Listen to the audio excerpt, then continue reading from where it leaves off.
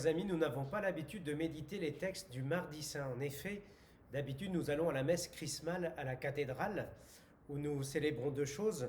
Les prêtres renouvellent les promesses de leur ordination, et puis l'évêque consacre les huiles qui vont servir pendant l'année, à savoir l'huile pour le sacrement des malades, l'huile des catéchumènes, et puis le saint crème qui sert pour les baptêmes, les confirmations et pour les ordinations.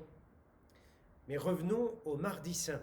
Dans l'évangile de ce mardi, Jésus annonce la trahison de Judas et le reniement de Pierre. Le décor de la passion est planté.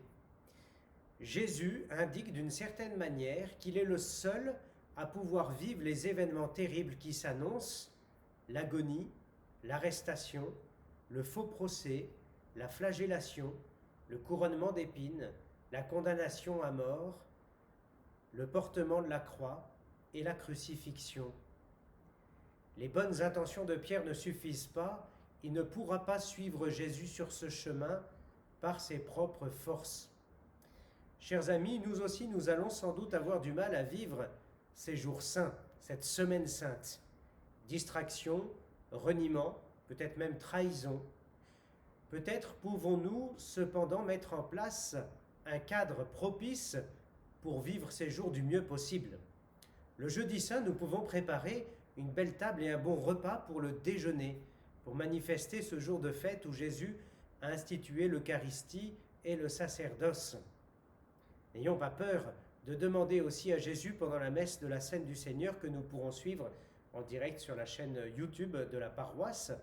Nous pourrons lui demander de vraiment renouveler notre lien à l'Eucharistie et lui demander de pouvoir communier le plus rapidement possible.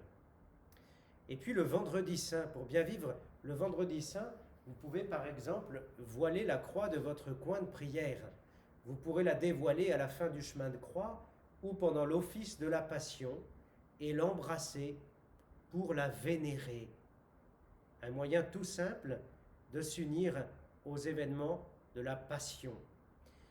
Et puis enfin, vous pouvez préparer des bougies pour la vigile pascale, afin d'illuminer vos maisons, vos salons, les lieux d'où vous pourrez regarder la vigile pascale.